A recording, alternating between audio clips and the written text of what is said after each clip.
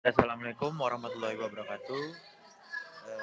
Izin memperkenalkan diri, nama saya Muhammad Rakan Asya, NIM 2013-082. Lalu di sini saya akan menjelaskan dari tugas kelompok sistem kontrol adaptif. Di sini anggota kelompoknya terdiri dari Muhammad Rakan Asya, NIM 2013-082, Farudin Maulana Hafiz, 2013-111-129, ada Kodar Hizara Zamra, 2003-11-197, lalu ada Muhammad Fatih Akhfasi, 2003-11-251, lalu ada Sabil Al-Qadari, Patri Kusuma. Nah, baik, di sini saya akan menjelaskan tentang definisi apa itu sistem diagram bloknya, lalu serta apa yang melatar belakangi digunakan sistem kontrol adaptif. Baik, sistem kontrol adaptif adalah kelas pengendali yang mengubah parameter atau struktur kendalinya secara real time berdasarkan data pengukuran untuk menjaga kinerja yang diinginkan saat karakteristik plan. Nah, sistem ini merupakan yang dikontrol. Tidak diketahui sepenuhnya berubah waktu atau mengalami gangguan. Selanjutnya ada diagram bloknya. Nah, diagram blok sini dapat terlihat dari set point ke controller, lalu ada controller sinyal ke plan, lalu ada outputannya. Nah, di sini ada feedbacknya ke controller lagi, lalu ada parameter ke adjustmentnya, lalu ke controller parameternya, lalu ke control lagi. Selanjutnya controller signal baru ke plan, lalu ke outputannya. Selanjutnya di sini ada penjelasan dari diagramnya. Nah, diagram tersebut menunjukkan cara kerja sistem kontrol adaptif, yaitu sistem kendali yang mampu menyesuaikan parameter secara otomatis agar kinerjanya tetap optimal. Nah, prosesnya dimulai dari set point, yaitu nilai yang diinginkan dicapai oleh sistem. Nah, controller kemudian membandingkan set point dengan output aktual dari plan dan menghasilkan sinyal kendali untuk mengarahkan plan menuju nilai yang diinginkan. Lalu, plan adalah proses fisik yang dikendalikan, misalnya motor, pemanas, atau robot. Nah, outputan dari plan tersebut kemudian dibandingkan lagi dengan set point oleh blok parameter adjustment. Nah, bagian ini berfungsi melakukan penyesuaian terhadap parameter controller berdasarkan perbedaan antara output dan set point. Nah, dengan begitu, controller terus diperbarui sehingga dapat merespon perubahan kondisi plan atau lingkungan. Secara sederhana, diagram ini menggambarkan sistem yang belajar dan menyesuaikan diri agar tetap bekerja dengan akurat. Yang dimaksud dengan belajar itu seperti beradaptasi lah intinya. Nah, selanjutnya dibacakan slide selanjutnya oleh Farudin.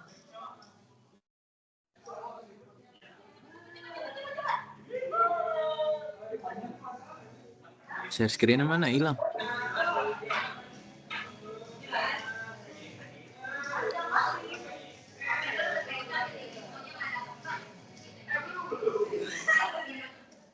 Nanti dikatanya kali ya.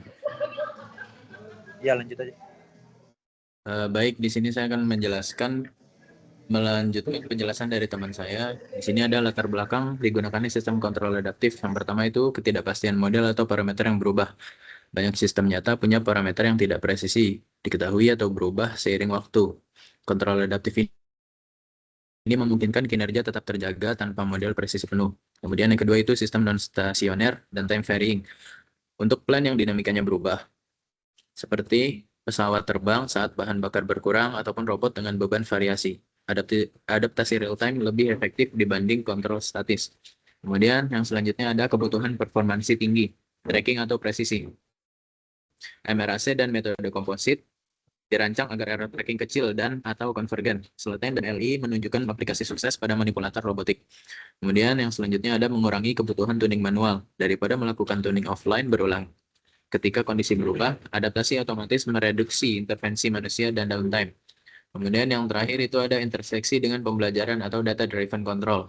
Perkembangan terbaru memadukan adaptive control dengan teknik pembelajaran seperti RL, Adaptive Dynamic Programming, untuk masalah yang lebih kompleks atau non-linear. Luas aplikasi adaptive control di era data driven. Kemudian di sini ada adaptif dengan konvensional feedback control. Jelaskan dengan diagram blok dan buat minimal 5 perbedaannya dalam tabel. Sistem kontrol adaptif adalah jenis kontrol yang dapat menyesuaikan parameter kontrolnya secara real-time berdasarkan perubahan kondisi sistem yang dikendalikan. Hal ini penting, terutama apabila sistem atau plan memiliki parameter yang tidak pasti, berubah seiring waktu, ataupun ada gangguan yang sulit diprediksi. Dengan mekanisme adaptasi, seperti estimasi parameter dan aturan adaptasi, controller adaptif mampu menjaga performansi sistem tetap baik meskipun terjadi perubahan dinamis.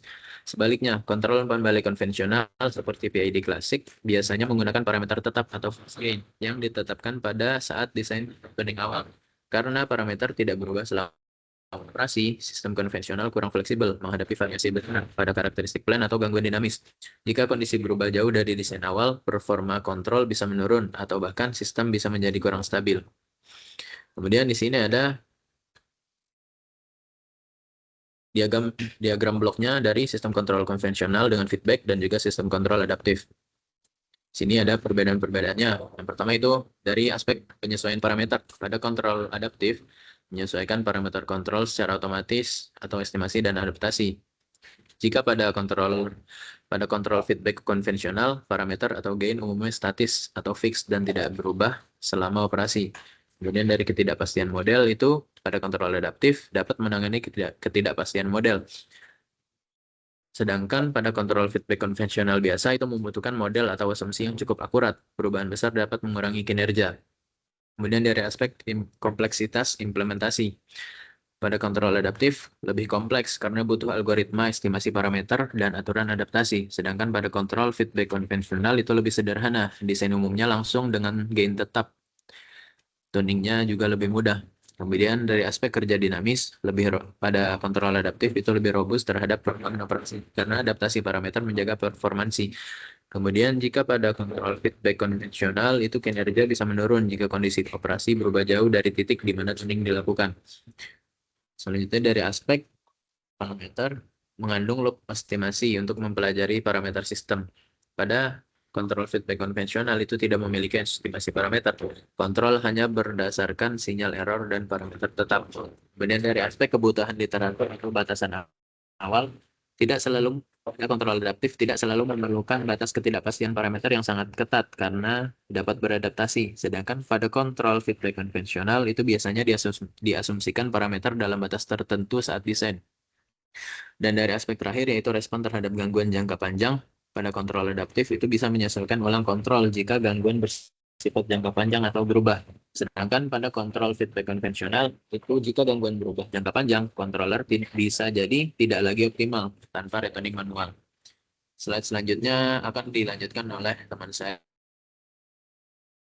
Oke, selanjutnya yaitu jelaskan apa itu gain scheduling.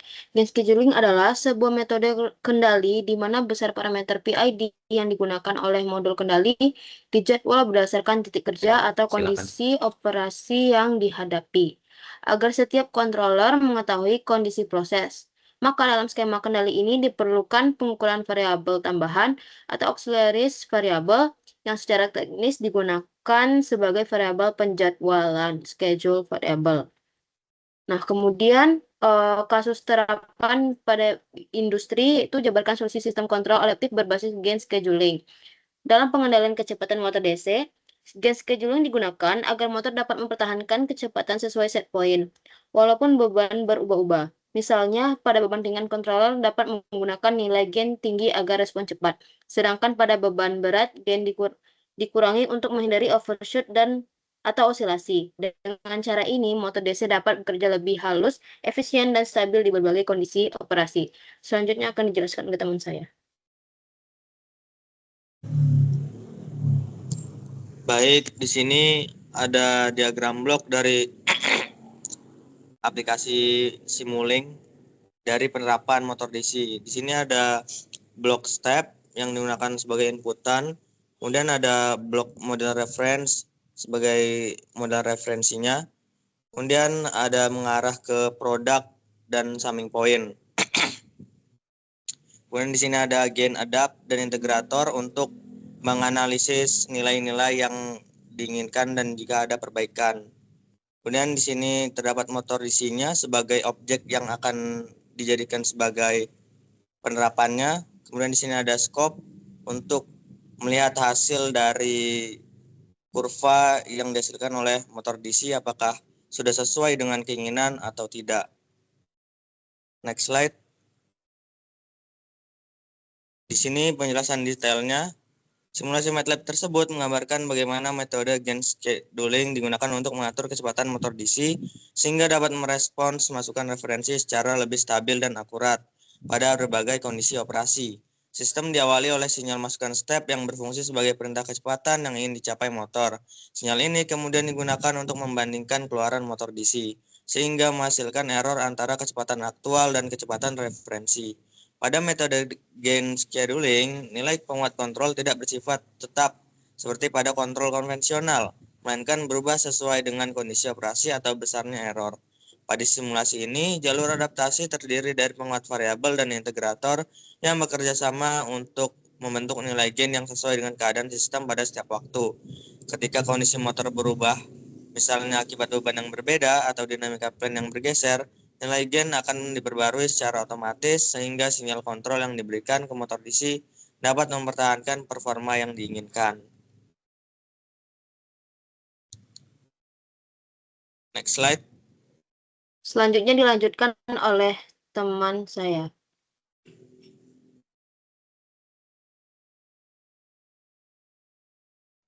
Baik, di sini saya akan melanjutkan penjelasan tadi. Sinyal kontrol hasil perkalian antara gain terjadwal dan sinyal masukan tertentu, kemudian diberikan ke blok motor DC yang memiliki dinamika tertentu berdasarkan fungsi alihnya. Dengan adanya gain scheduling, controller dapat menyesuaikan respons motor untuk menjaga kecepatan mendekati nilai referensi, baik saat transien maupun pada keadaan tunak. Hal ini membuat sistem lebih fleksibel dibandingkan controller berbasis gain tetap. Hasil respon kecepatan motor DC dan sinyal referensinya kemudian ditampilkan melalui scope, sehingga dapat diamati bahwa sistem berhasil menjaga kesesuaian antara kecepatan yang diinginkan dan kecepatan aktual berkat pengaturan gain yang dinamis.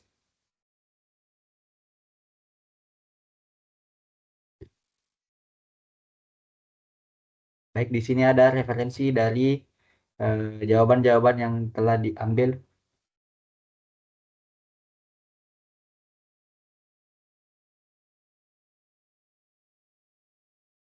Baiklah, sekian dari presentasi kelompok kami. Bila ada salah, mohon dimaafkan. Assalamualaikum warahmatullahi wabarakatuh.